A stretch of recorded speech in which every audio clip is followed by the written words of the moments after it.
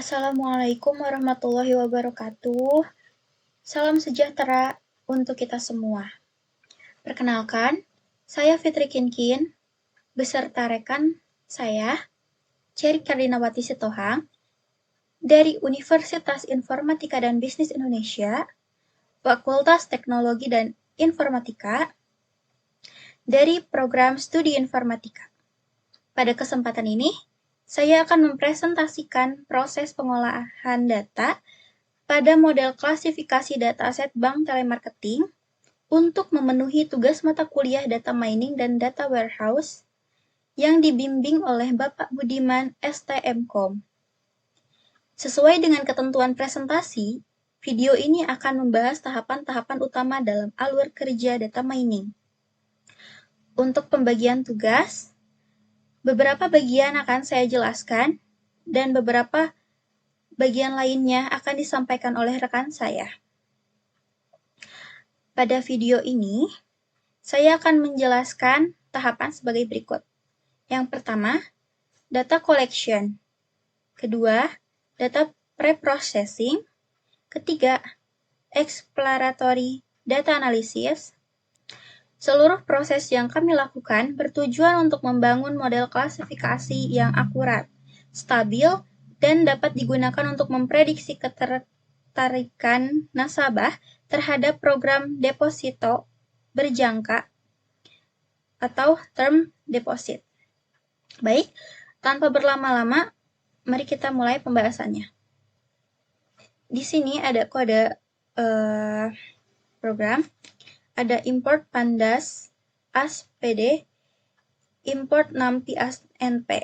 Kode ini digunakan untuk mengimpor library pandas, dan pandas adalah library Python yang sangat penting untuk data collection dan data preprocessing.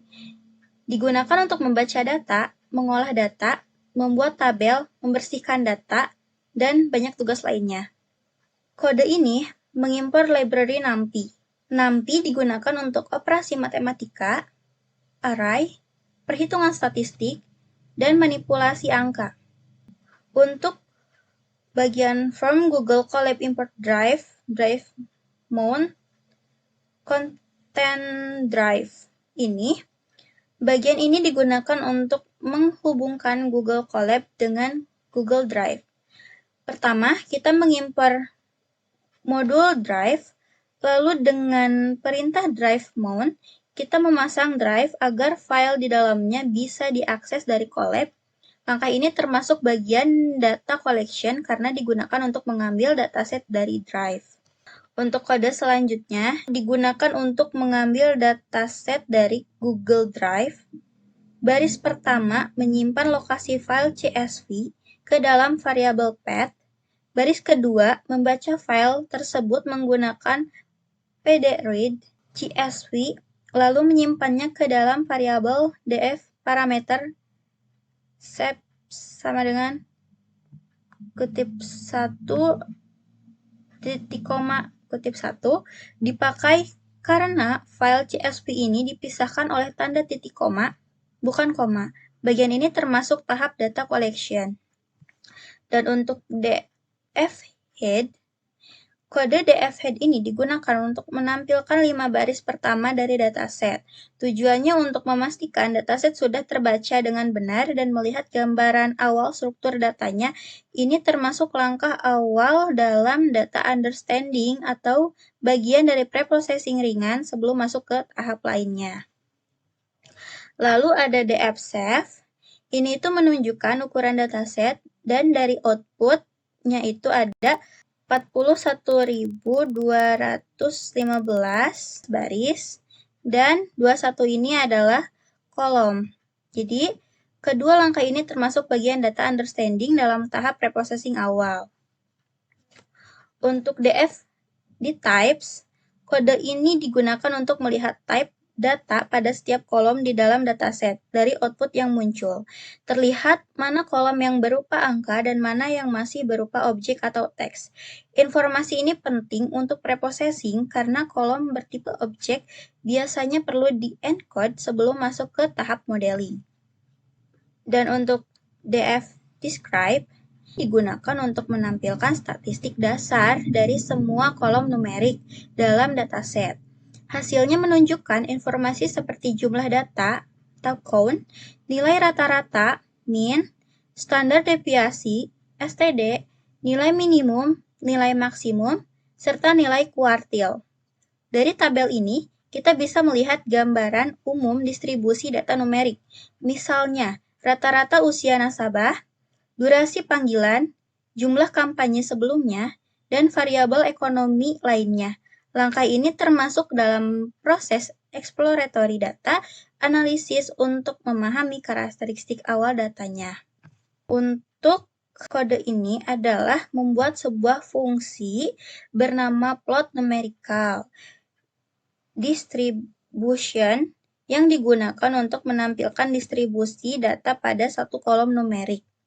Pertama, fungsi mengecek apakah nama kolom yang diminta benar-benar ada dan apakah datanya bertipe numerik. Setelah itu, fungsi mengambil statistik dasar dari kolom tersebut. Di dalam visualisasinya, fungsi menampilkan dua grafik sekaligus, histogram dan box plot. Histogram digunakan untuk melihat penyebaran nilai, termasuk bentuk distribusinya, sedangkan box plot membantu melihat apakah ada outlier. Pada histogram juga ditambahkan garis mean dan median sebagai pembanding. Semua ini termasuk bagian dari exploratory data analysis karena tujuannya untuk memahami pola, persebaran, dan karakteristik data sebelum masuk ke tahap pemodelan. Lalu ada DF unique digunakan untuk menghitung berapa banyak nilai unik di setiap kolom. Dari outputnya, kita bisa melihat kolom mana yang kategorikal jumlah uniknya sedikit dan mana yang numerikal atau variatif. Informasi ini berguna dalam preprocessing, terutama untuk menentukan kolom yang nanti perlu di-encode atau diubah sebelum modeling. Lalu ada DF-Age Describe. Kode ini digunakan untuk menampilkan statistik dasar khusus pada kolom age. Dari outputnya terlihat rata-rata usia, nilai minimum, maksimum, dan pembagian kuartil. Informasi ini membantu memahami distribusi usia nasabah dalam dataset. Data ini termasuk bagian dari exploratory data analysis. Lalu ada Plot Numerical Distribution DFH. Ini untuk menjalankan fungsi visualisasi yang sebelumnya dibuat untuk menampilkan distribusi kolom age. Hasilnya berupa dua grafik, ada histogram dan ada box plot. Pada histogram terlihat bahwa sebagian besar nasabah berada pada rentang usia sekitar 30 sampai 50 tahun. Bentuk distribusinya cenderung miring ke kanan, artinya ada lebih sedikit nasabah yang usianya lebih tua. Garis merah menunjukkan nilai mean sekitar 40 tahun, sedangkan garis hijau menunjukkan median sekitar 38 tahun, karena mean lebih besar dari median. Ini menandakan adanya beberapa nilai usia yang lebih tinggi yang menarik rata-rata ke kanan. Sementara pada box plot terlihat bahwa nilai Q1 berada di sekitar usia 32, median di usia 38, dan Q3 di usia 47. Box plot juga memperlihatkan adanya outlier, yaitu nasabah dengan usia di atas 60 tahun, sehingga hampir 100 tahun. Outlier ini wajar dan menggambarkan ada sebagian kecil nasabah yang jauh lebih tua dari mayoritas. Visualisasi ini membantu memahami pola usia nasabah dan mendeteksi keberadaan outlier sebelum masuk ke tahap preprocessing dan modeling. Lalu ada DF Job Unique. Ini digunakan untuk menampilkan semua nilai unik yang ada pada kolom job. Kategori yang menandakan data pekerjaan yang tidak diketahui untuk unknown. Langkah ini merupakan bagian dari preprocessing untuk memahami kategori apa saja yang nantinya perlu di-encode sebelum model dibangun. Lalu ada DF Job df job replace admin. Ini digunakan untuk membersihkan data pada kolom job. Di sini kategori admin diubah menjadi admin titik diubah menjadi admin aja agar penulisannya kategorinya konsisten dan tidak dianggap sebagai dua kategori berbeda saat dilakukan encoding. Langkah ini termasuk dalam data preprocessing, khususnya pada proses data cleaning. Untuk df job value counts, ini digunakan untuk menghitung berapa banyak data pada setiap kategori pekerjaan di kolom job, membantu memahami distribusi pekerjaan nasabah dan penting untuk preprocessing, terutama saat melakukan encoding, karena kategori dengan jumlah kecil dapat mempengaruhi performa model. Lalu ada df marital value counts. Nah, ini juga digunakan untuk menghitung jumlah kemunculan setiap kategori dalam kolom marital pada data frame. Intinya, ini memberikan ringkasan distribusi status perkawinan dalam dataset. Lalu ada df education value counts. Untuk menghitung frekuensi kemunculan setiap kategori dalam kolom education pada data frame. Intinya, ini memberi ringkasan jelas tentang sebaran pendidikan dalam dataset. Lalu ada df default value counts. Ini menghitung jumlah kemunculan tiap kategori dalam kolom default pada data frame. Untuk outputnya menunjukkan bahwa sebagian besar nilai adalah no sebanyak 32.613, unknown sebanyak 8.599, dan hanya 3 kasus yes. Ini memberikan gambaran distribusi status kredit atau pinjaman dataset. Lalu ada df drop default axis 1. Nah, ini tuh digunakan untuk menghapus kolom default dari data frame. Parameter axis sama dengan 1 menandakan bahwa yang dihapus adalah kolom, bukan baris. Setelah ini, data frame tidak lagi memiliki kolom default. Ini biasanya dilakukan jika kolom tersebut dianggap tidak relevan atau memiliki distribusi yang sangat tidak seimbang, sehingga sulit digunakan dalam analisis atau pemodelan. Lalu ada df columns. Ini menampilkan semua nama kolom yang ada di data frame. Ini berguna untuk mengetahui struktur data dan kolom mana saja yang tersedia untuk analisis atau pemodelan. Ada juga df save.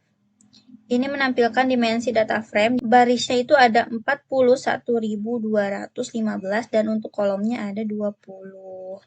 Lalu ada df housing value counts.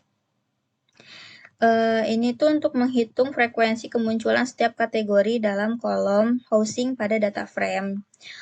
Outputnya ini menunjukkan distribusi data dengan yes muncul 21.589, no-nya ada 18.635, dan unknown-nya ada 991. Ini memberikan gambaran distribusi status peminjaman pribadi dalam dataset. Lalu ada def loan value counts.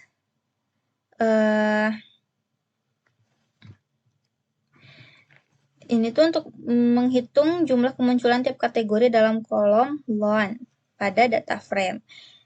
Untuk outputnya ini menunjukkan bahwa mayoritas nilai adalah no sebanyak 33.971 dan untuk yes-nya ada 6.253 dan untuk unknown ada 991.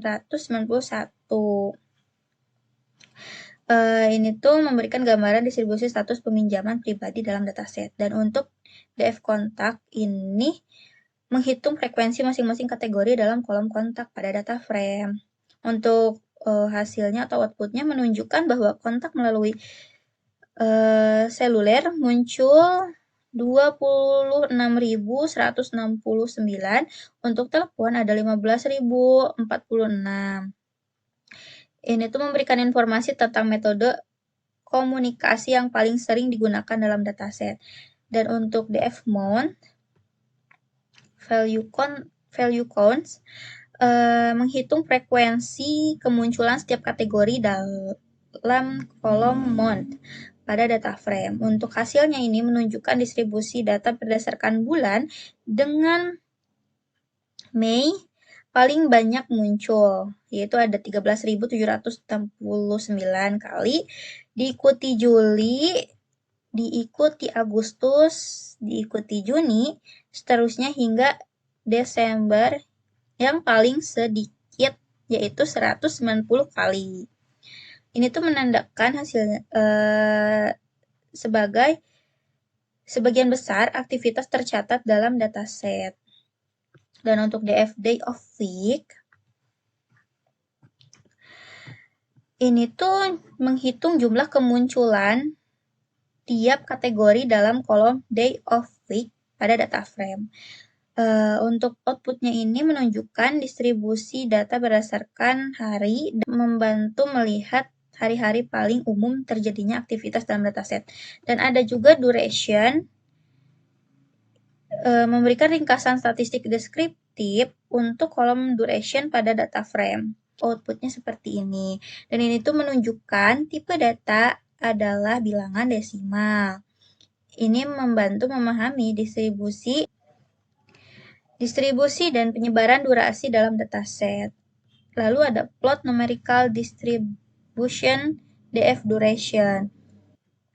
Untuk subplot kiri menggambarkan distribusi nilai duration memakai histogram untuk frekuensi dan KDE untuk garis kepadatan. Garis vertikal warna merah ditampilkan sebagai penanda nilai rata-rata, sedangkan garis hijau menunjukkan nilai median. Histogram tampak miring ke kanan karena banyak nilai kecil, tetapi beberapa nilai durasi sangat besar. Untuk subplot kanan menggambarkan box plot dari kolom yang sama. Box diisi warna merah muda agar lebih jelas dan titik-titik bagian kanan menunjukkan outlier. Skala horizontal disesuaikan sehingga seluruh rentang termasuk outlier hingga sekitar 4.900 tetap terlihat. Keseluruhan fungsi bertujuan untuk memperlihatkan distribusi data numerik dengan cara yang sangat informatif. Untuk histogram ini juga menunjukkan bentuk distribusi, sedangkan box plot memperjelas penyebaran serta outlier yang ekstrim. Lalu ada DF combine describe. Ini menunjukkan seperempat data hanya dihubungi satu kali. Lalu ada plot numerical. Di sini memperlihatkan histogram distribusi nilai combine. Nah, mayoritas orang hanya dihubungi 1-3 kali, terlihat dari tingginya frekuensi pada angka kecil. Untuk garis merah ini menunjukkan rata-rata 2,57, sedangkan garis hijau menunjukkan median 2. Posisi min yang sedikit lebih ke kanan menandakan adanya nilai-nilai besar yang menarik rata-rata ke kanan. Lalu untuk di grafik kanan menampilkan block plot yang memperjelas penyebaran data. Kotak utama berada di antara 1 dan 3. Mencerminkan bahwa sebagian besar data berkumpul di rentang tersebut. Median berada tepat di angka 2. Banyak titik outlier muncul memanjang ke kanan, menggambarkan individu yang dihubungi jauh lebih banyak daripada kebanyakan orang. Titik terjauh mencapai 56 panggilan, sama seperti nilai maksimum pada statistik block plot ini, menunjukkan bahwa walaupun nilai umum hanya beberapa panggilan, distribusi sebenarnya memiliki ekor panjang berisi outlier yang signifikan. Lalu ada DF PIDAS. Ini tuh memberikan ringkasan statistik untuk kolom PIDAS. Ini menandakan bahwa hampir seluruh data memiliki nilai 999, yang biasanya berarti klien belum pernah dihubungi sebelumnya. Rata-rata yang sangat tinggi 962,42 dan standar deviasi yang cukup besar ada 187,5 juga dipengaruhi oleh dominasi nilai 999. Nilai minimum adalah 0, tetapi itu sangat jarang secara keseluruhan. Statistik ini memperlihatkan bahwa kolom PIDAS sangat tidak bervariasi karena hampir semua baris memiliki nilai yang sama. Lalu ada plot numerikal. Ini tuh membuat dua visualisasi histogram, distribusi dan block spot. Untuk area biru, memperlihatkan frekuensi data, sedangkan kurva tipis mewakili estimasi distribusi. Dua garis vertikal ditambahkan, garis diberi label legenda. Apa anjay? Nggak ada label legenda. Udah gitu aja pokoknya.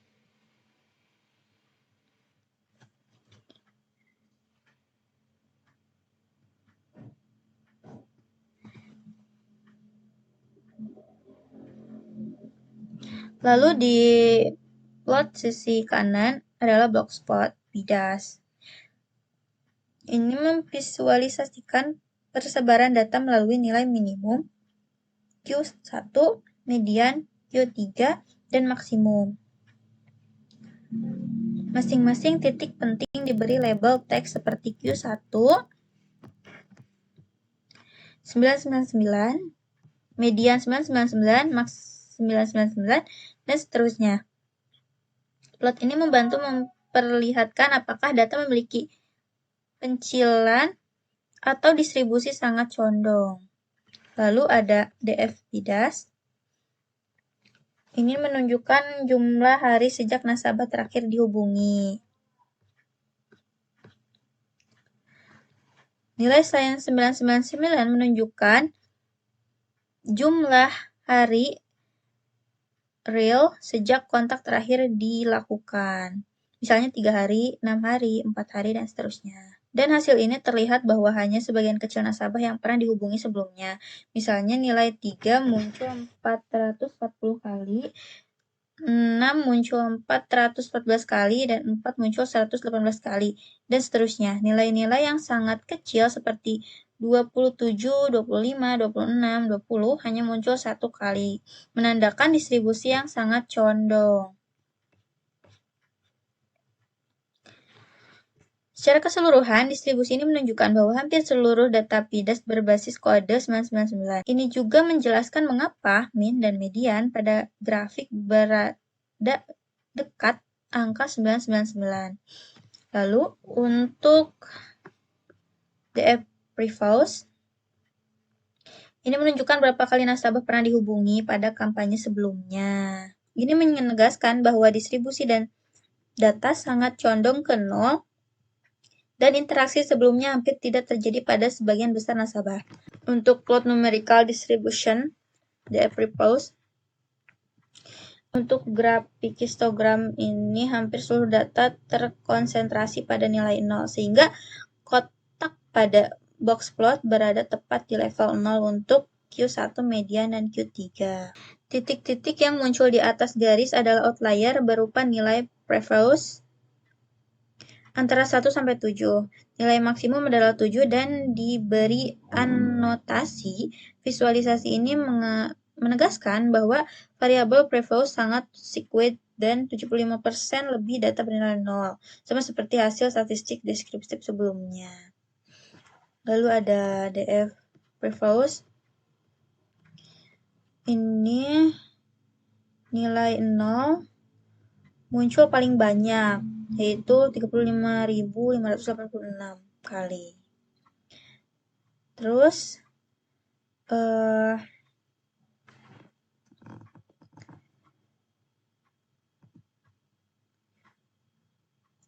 menunjukkan bahwa mayoritas nasabah belum pernah dihubungi sebelumnya.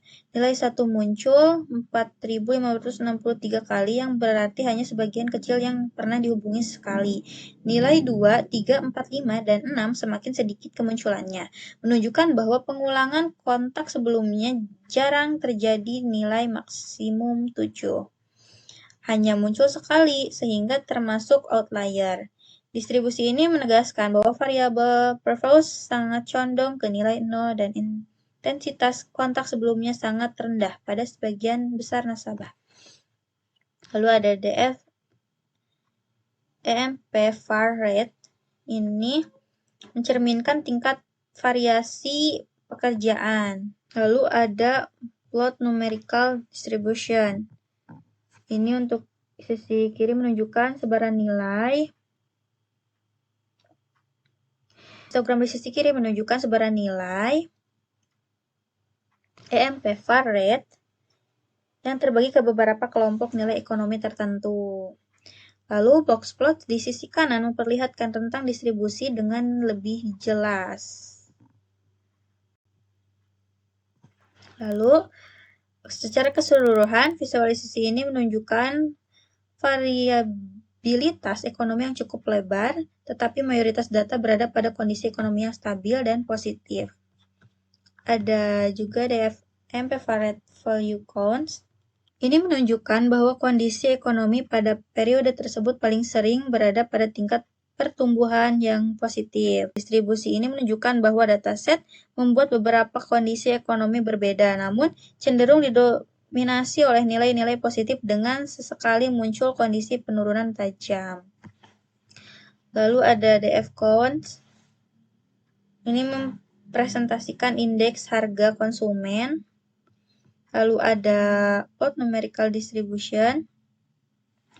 Untuk histogram di kiri menunjukkan bahwa nilai cons price IDX terbesar dalam rentang yang sempit. Sebagian besar berada antara 93,0 sampai 94,0.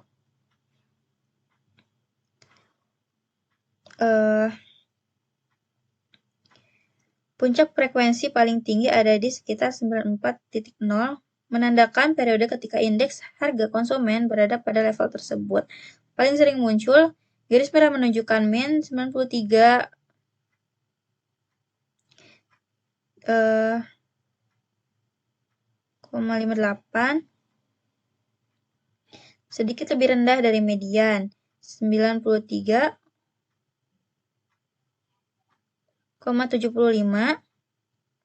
yang ditandai garis hijau, sehingga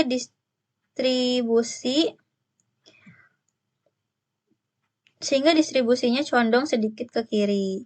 Nilai minimum 92,20 dan maksimum 94,77 tampak sebagai titik ekstrim di ujung histogram. Untuk di box plot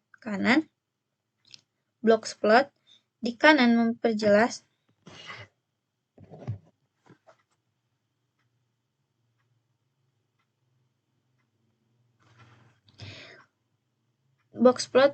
memperjelas konsentrasi data. Kotak berada antara Q1 93.08, median 93.75, dan Q3 93.99. Nah, bentuk blogspot yang rapat mengakses bahwa variabel cons price IDX sangat stabil dan tidak memiliki penyebaran yang luas. Secara keseluruhan, grafik ini memperlihatkan bahwa indeks harga konsumen dalam dataset relatif konstan dengan variasi kecil sepanjang periode pengamatan. Lalu ada DF Cons Price IDX Value Cons. Ini bekerja dengan menghitung seberapa sering setiap nilai untuk muncul pada kolom cons IDX. Hasilnya menampilkan daftar nilai CPI beserta frekuensi kemunculannya. Lalu ada DF Conf IDX. Ini digunakan untuk menampilkan statistik deskriptif dasar dari kolom conf IDX. Hasilnya memberikan gambaran ringkas tentang penyebaran dan karakteristik data. Untuk plot numerical distribution, DF Conf IDX digunakan untuk melihat pola distribusi data, sementara Blockspot memperjelas penyebaran nilai serta mendeteksi outlier. Lalu ada DF Conf IDX.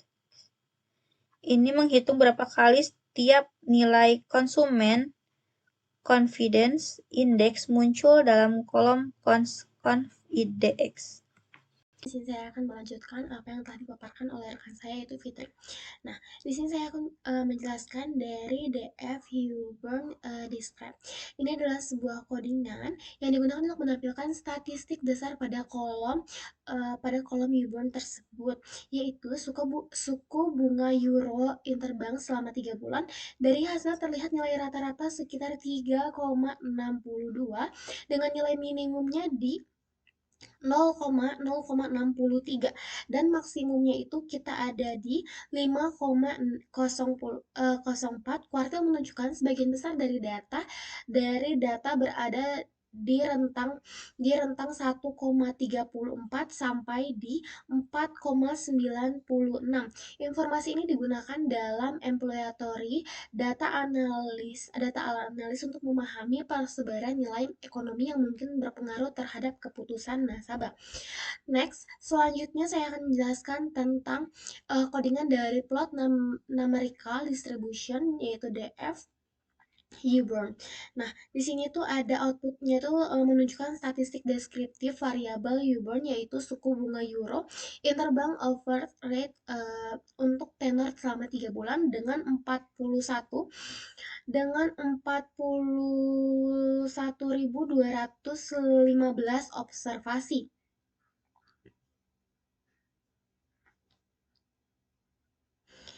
Nilai rata-rata atau bisa disebut minnya sebesar 3,62.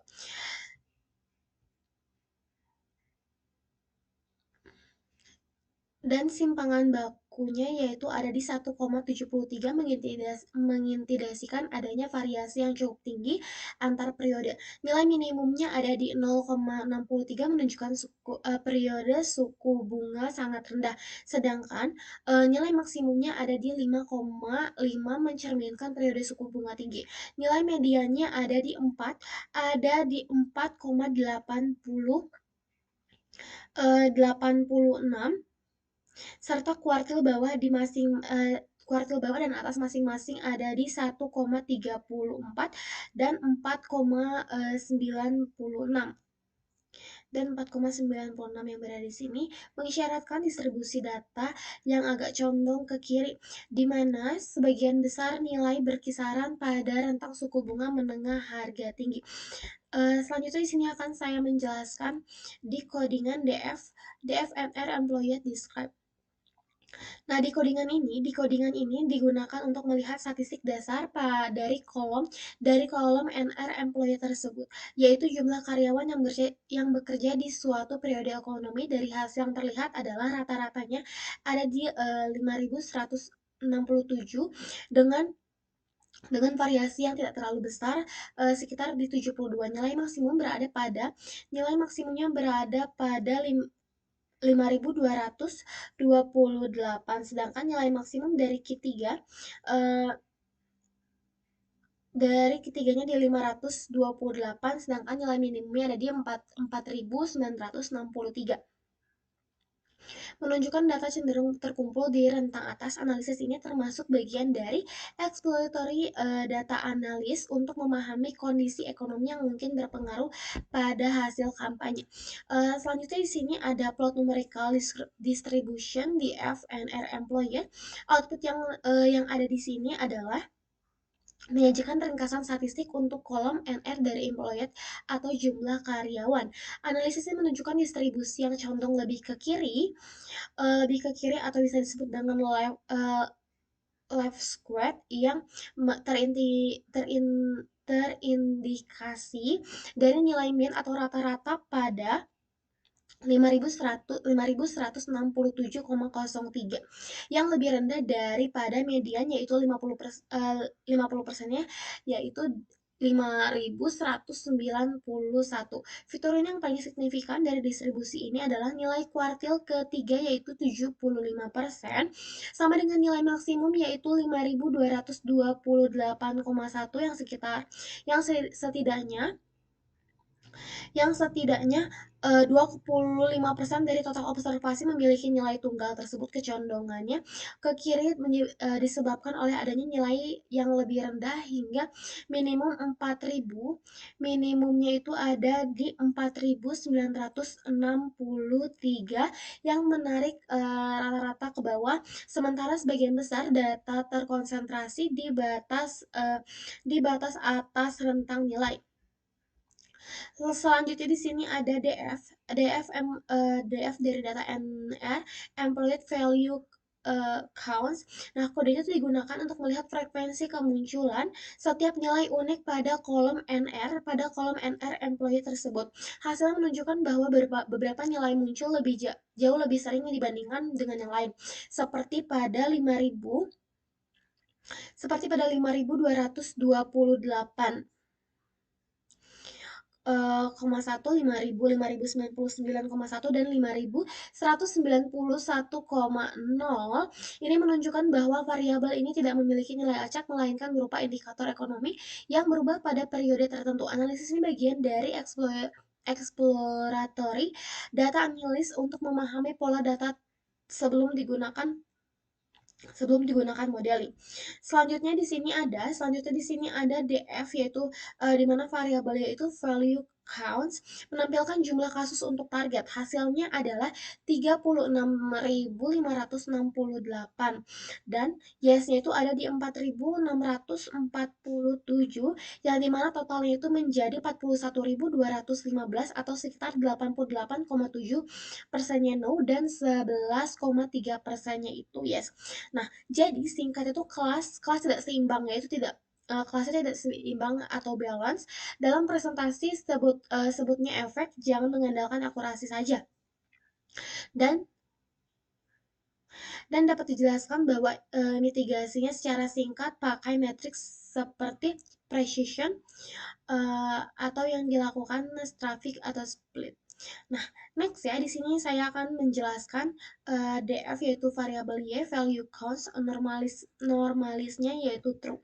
Nah, kode ini menghitung proporsi masing-masing kelas dalam kolom Y. Output menunjukkan bahwa 88,725% data memiliki variabel no, sedangkan hanya 11,275% yaitu yes. Karena normalisasi itu true, hasilnya merupakan persentase bukan jumlah absolut. Selanjutnya di sini ada DF duplikat variabel sum. Kodenya digunakan untuk menghitung berupa banyaknya baris duplikat di dalam data frame. DF hasilnya itu NP in 64 dalam kurung 41, berarti bahwa ada 41 baris yang terdeteksi sebagai duplikat. Tipe data NP in 64 hanya menunjukkan bahwa hasilnya berupa integer dari 6pi. Ini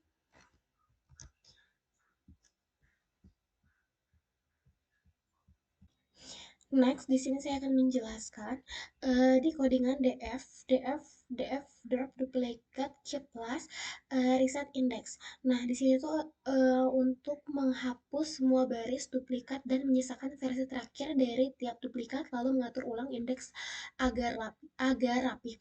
Nah, setelah itu di sini ada codingan DF shape.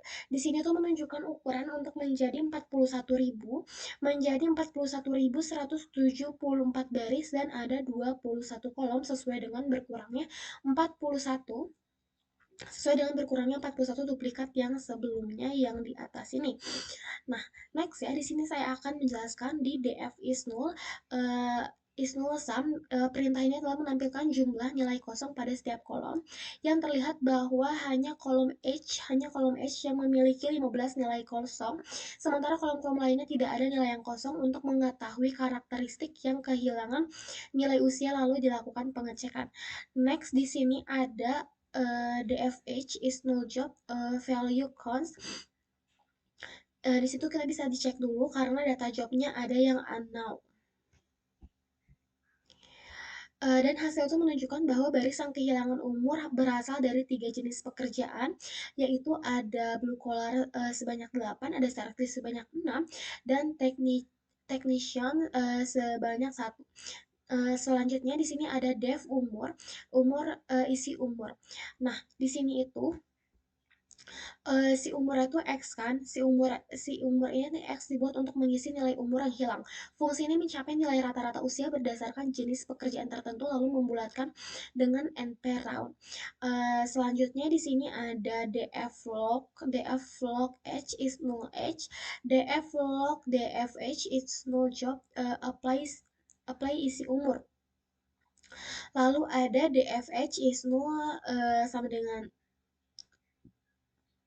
sum, artinya tidak ada lagi usia yang kosong karena di sini sudah menjadi 0. Selanjutnya ada di df job value count. Setelah pengisian H selesai, dihitung kembali distribusi pekerjaan dengan codingan df job value count tersebut. Selanjutnya di sini ada df job value counts normalis true, dan proposisinya dengan normalis true ini nilai distribusi mirip dengan sebelumnya karena perubahannya hanya terjadi pada pergantian usia saja, bukan kategori pekerjaan. Selanjutnya ada df log job unknown. Itu langkah terakhir untuk menghapus seluruh baris yang memiliki job bernilai unknown, sehingga database-nya itu menjadi lebih bersih dan hanya berisi kategori pekerjaan yang jelas. Selanjutnya di sini ada df job value counts normalisnya true. Karena normalisnya true, jadi menampilkan proporsi setiap kategori pekerjaan setelah pembersihan sebelumnya. Nilainya menunjukkan distribusi pekerjaan yang stabil tanpa adanya kategori unknown karena sudah dihapus di sebelumnya. Nah, kalau di sini adalah df material value counts normalisnya itu true. Setelah itu karena di sini normalis true, df material menunjukkan proporsi status material dengan mayoritas merit sebesar 60%. Selanjutnya di sini ada df log material unknown. Karena masih ada kategori unknown pada baris ketiga menghapus pada df material unknown. Nah, setelahnya di sini kita ada codingan df education value counts normalis true. Untuk kolom education perintah value counts normalis true kembali menampilkan distribusi kategori dan terlihat ada kategori unknown. Maka pada langkah berikutnya ini ada df log education sama dengan unknown. Data education unknown-nya itu dihapus seperti itu. Dan next ada df housing value counts normalis true. Hal yang sama dilakukan pada kolom housing karena masih ada nilai yang unknown, yaitu 0,24%.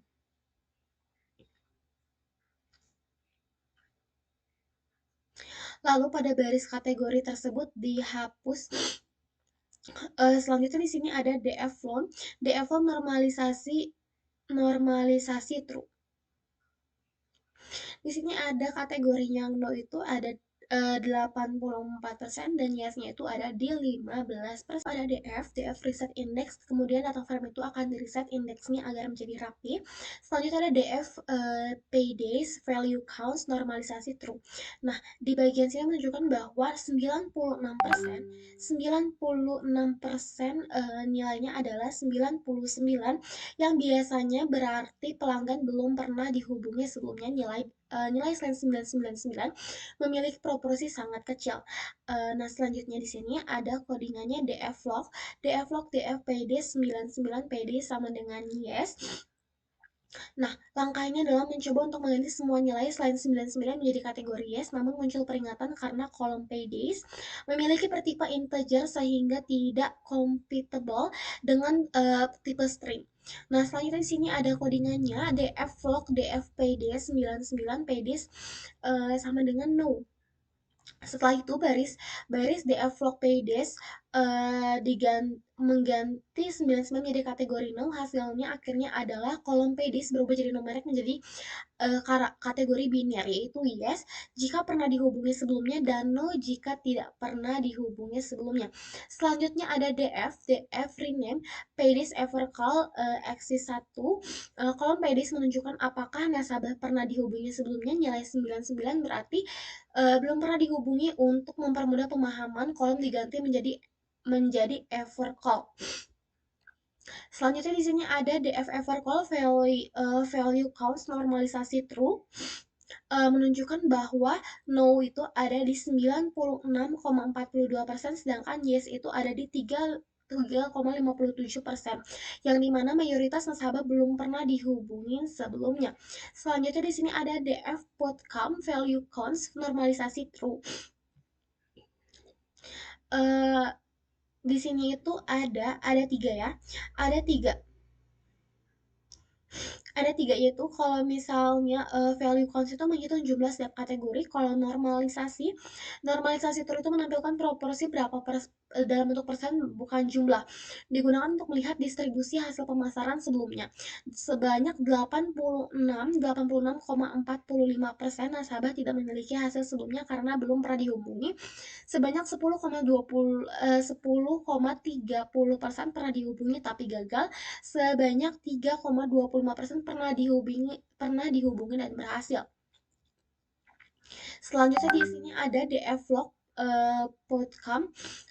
Di sini itu adalah codingannya itu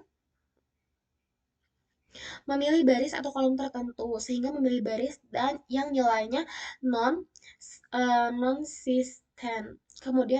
Kemudian diganti menjadi value. Selanjutnya di sini ada DF count value counts normalisasi true. Kode ini digunakan untuk melihat proporsi dalam bentuk persentase dari setiap kategori di kolom outcome-nya. Setelah penggabungan ada 96%, 96,75% pemasaran sebelumnya gagal atau tidak pernah ada percobaan, dan sebanyak 3,25% pemasaran sebelumnya berhasil. Distribusi jadi lebih sederhana, menjadi dua kategori saja. Next di sini ada drop. Di sini ada drop duration index level 0, axis sama dengan 1, errors equal in place true. Nah, di mana itu menghapus kolom bukan baris. Kalau kolomnya tidak ada dan tidak error, perubahan langsung tersimpan ke data frame. Selanjutnya ada DF head. DF head itu menampilkan 5 baris pertama untuk melihat apakah kolom benar-benar hilang. Masih terlihat kolom itu masih ada level 0. Indeks ini berarti kolom belum sepenuhnya hilang atau sempat kembali dan muncul. Selanjutnya ada DF drop level 6 indeks, berarti itu level 0-nya itu dihapus ulang kedua kolom agar datasetnya benar-benar bersih. Selanjutnya ada DF columns. DF columns ini adalah dataset yang sudah memiliki 20 kolom, yang sudah memiliki 20 kolom final yang akan digunakan untuk modeling. Di sini ada codingan DF shape. Nah, di DF shape ini ada penjelasan bahwa ada 38.232 baris dan 20 kolom. Selanjutnya di sini ada import. Di sini ada import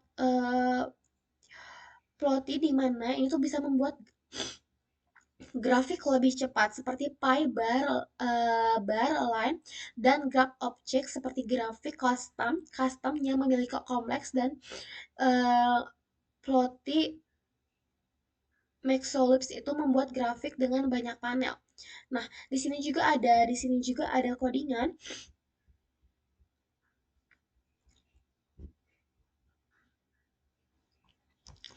Ada codingan fungsi seperti ini, ada gambarnya seperti ini. Ini tuh grafiknya tuh pie, membuat pie chart. Pada pie ini ada sebanyak 11,1%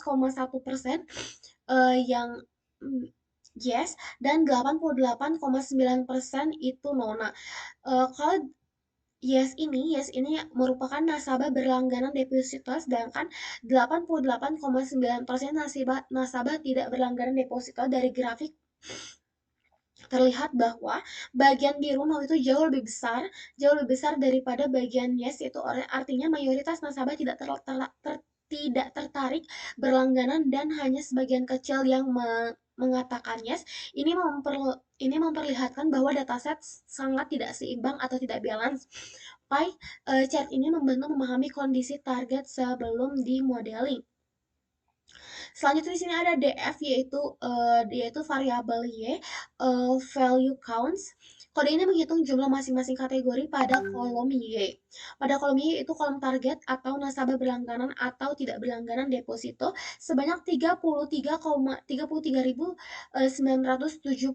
nasabah tidak berlangganan deposito atau no, sedangkan di 4.257 nasabah berlangganan deposito atau yes. Mayoritas nasabah tidak berlangganan deposito, jumlah kelas tidak seimbang, dan no itu jauh lebih banyak daripada yes. Dan ini penting untuk diperhatikan saat membuat model machine learning agar hasil prediksi itu tidak menjadi bias. Selanjutnya di sini ada codingan import. Ada codingan import.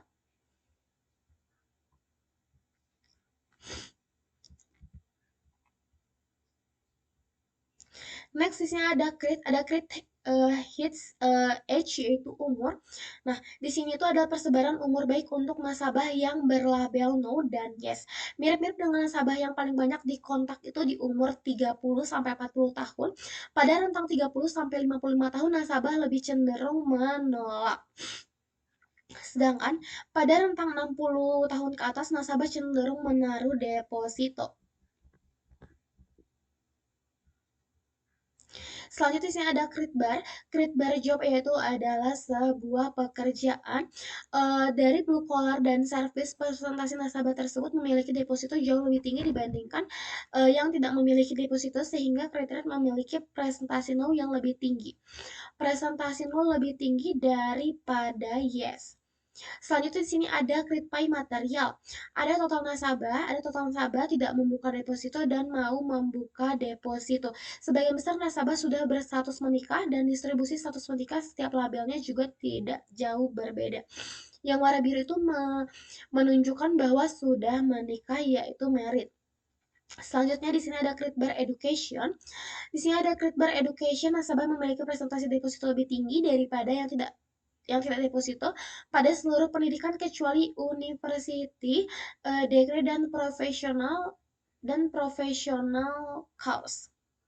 Professional course dan university degree. Selanjutnya di sini ada CredPay, yaitu housing. Distribusi housing berdasarkan status deposito itu ada dua, yes atau no. Nasabah yang memiliki kredit rumah dan tidak memiliki terbagi menjadi rata baik secara total maupun untuk setiap labelnya. Selanjutnya di sini ada CredPay, yaitu loan. Di sini tuh sebagian besar nasabah tidak memiliki pinjaman pribadi baik untuk yang memiliki deposito, baik untuk yang mau memiliki deposito maupun tidak membuka deposito. Selanjutnya di sini ada CredPay, yaitu kontak. Total nasabahnya ada di kontak 36,1% dan selulernya ada di 63,9%. Distribusi jenis kontak cukup berbeda dengan nasabah yang mendapat menaruh deposito yang tidak. Sebanyak 83% nasabah yang menaruh deposito di kontak melalui telepon seluler sebanyak 83%. Selanjutnya di sini ada create bar month, yaitu bulan Mei. Bulan Mei adalah memiliki nasabah yang berlabel no yang lebih tinggi dibandingkan yang deposito. Juli dan Agustus memiliki label yes yang lebih tinggi secara signifikan dibandingkan no.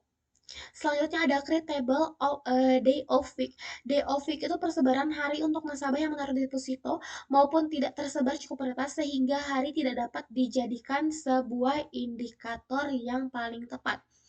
Next, di sini ada create hits, yaitu campaign. Campaign itu banyak kontak yang sudah pernah dilakukan, yaitu nasabah yang berlabel yes itu lebih tinggi daripada 0 pada campaign 1 atau 2. Jika nasabah dikontak lebih dari 2 kali pada promosi kali ini, maka lebih likely untuk nasabah mengatakan no daripada yes. Selanjutnya ada creatable ever call. Creatable ever call ini hanya 3,5%.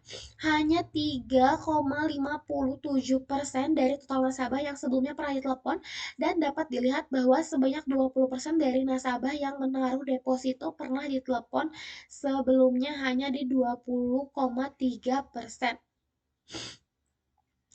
Selanjutnya di sini ada Critics Prevost. Prevost adalah nasabah yang pernah dikontak pada promosi sebelumnya akan lebih likely untuk menaruh deposito. Selanjutnya ada Critpay Podcam. Podcam ini ada sebanyak 18,9%. Ada di 18,9%. Nasabah yang kali ini menaruh deposito pernah menaruh deposito pada promosi sebelumnya. Selanjutnya adalah Great Hills Group, yaitu Everrate.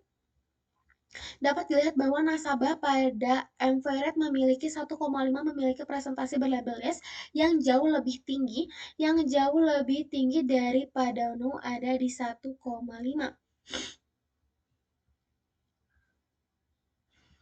Selanjutnya ada Great Hills Group, yaitu Price Eats. Presentasi nasabah dengan customer price index 92 sampai 92,9 dan 94 sampai dengan 94,9 dengan label yes mayoritas lebih tinggi dibandingkan label no, sedangkan presentasi label no pada nasabah dengan indeks 93 sampai 93,9 mayoritas jauh lebih tinggi.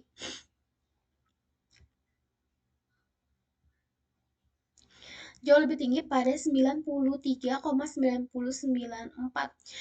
Selanjutnya di sini ada Crit Hits Group dari Conf Index.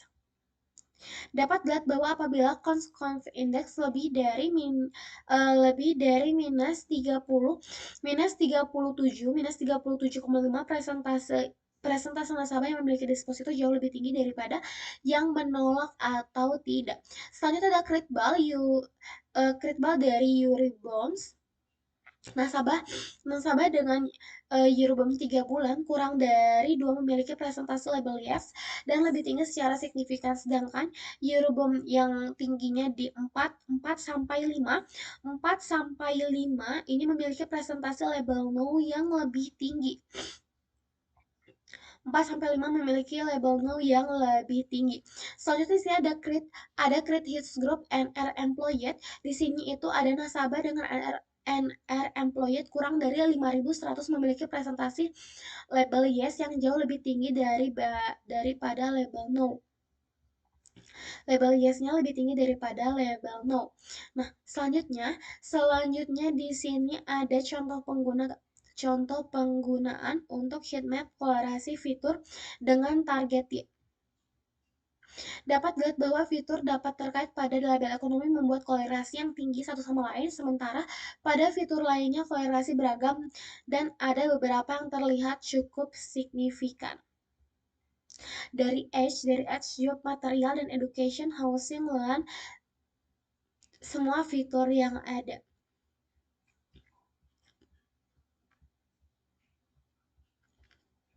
Selanjutnya di sini ada Chi-square test hubungan fitur kategori terhadap target, yaitu Y.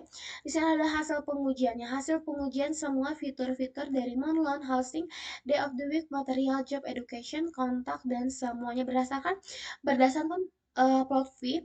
Di samping terlihat bahwa ada 4 fitur mempunyai nilai P value terbesar dari lebih dari 0,1, yakni mount, land, dan housing. Batas yang sering diyakini 0,05 yaitu 0,1 berdasarkan analisis Chi-square.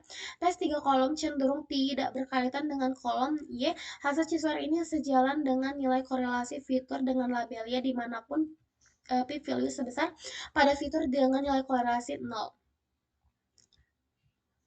Lalu di sini ada korelasi fitur terhadap targetnya, yaitu Person, Smerman, dan Kendall.